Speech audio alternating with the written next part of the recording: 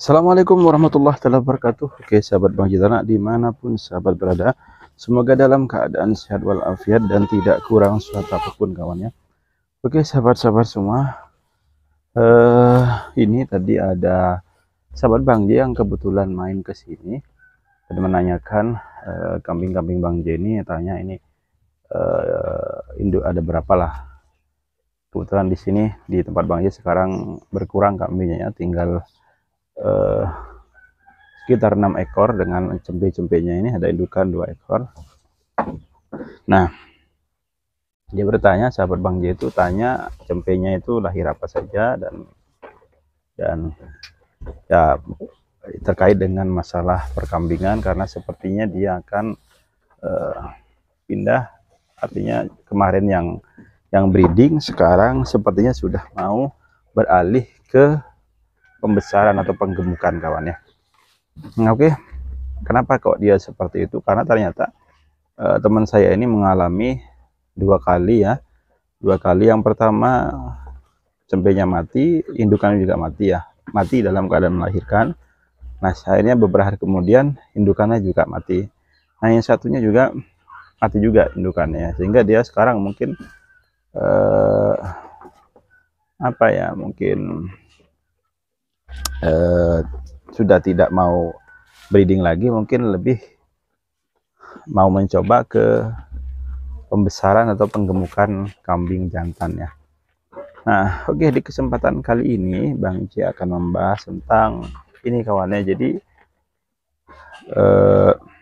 apa namanya? Jadi faktor yang menyebabkan kegagalan breeding kambing kawannya. Jadi ini berdasarkan dari pengalaman-pengalaman peternak di tempat Bang J. Ini karena sekali lagi di tempat Bang J itu peternaknya tradisional kawannya, bukan peternak yang modern yang jumlahnya sampai puluhan sampai ratusan. Nah, di sini paling maksimal paling banyak di 10 ekor ya. Tetapi kenapa Bang J akan menyampaikan faktor-faktor kegagalan ini, agar kalau sahabat mempunyai hal yang sama dengan peternak yang gagal ini, sehingga bisa mencari cara beternak lain ya. Artinya misalkan sama nanti karakter dan sifat orangnya atau skillnya, sebaiknya jangan di breeding gitu, sebaiknya nanti di penggemukan kawannya. Nah, jadi kawan beternak itu kita tidak hanya dituntut memberikan pakan saja, pakan seperti ini, bukan hanya dituntut itu saja kawannya. Pakan tentu sangat penting ya, memberi minum juga sangat penting, tetapi kalau di breeding sahabat-sahabat semua itu yang harus diketahuinya skill memahami kambing birahi. Nanti itu harus benar-benar diketahui oleh sahabat-sahabat peternak breeding, terutama yang pemula.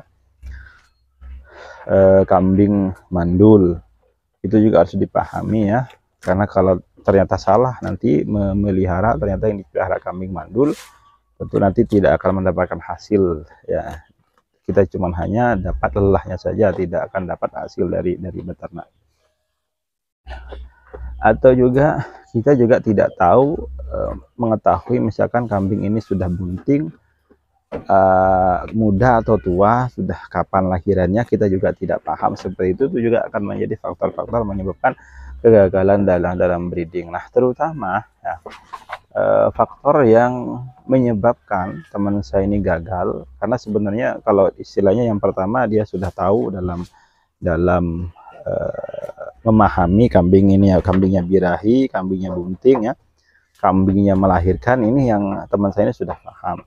Cuman gagalnya dia dalam breeding itu ternyata dianya itu orangnya jijian kawan. Jijian itu artinya tidak suka dengan hal yang kotor ya. Jijik, kalau orang Jawa itu bilangnya jijik kayaknya ya, kalau orang Madura bilangnya merenges atau apalah yang lain itu ya.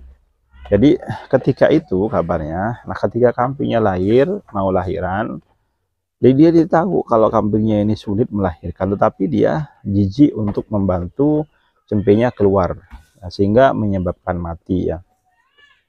Dan kalau jijik juga biasanya ketika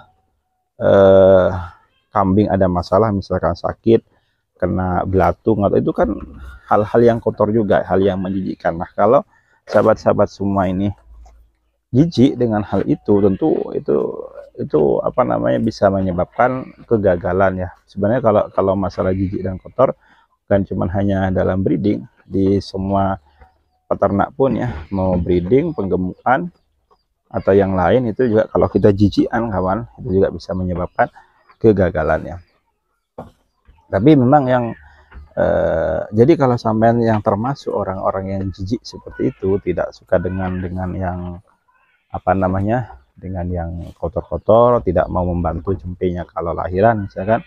Kalau cempe lahirkan itu biasanya kalau peternak kambing itu, terutama yang breeding, biasanya sambil dilap ini cempe-cempe yang baru lahir itu dibersihkan, kotoran yang masih menempel di kulitnya itu dibersihkan. Kenapa? Karena nanti agar si cempe yang baru lahir ini terhindar dari beberapa penyakit atau bakteri-bakteri jahat yang nanti bisa menyebabkan si cempe ini sakit gitu ya.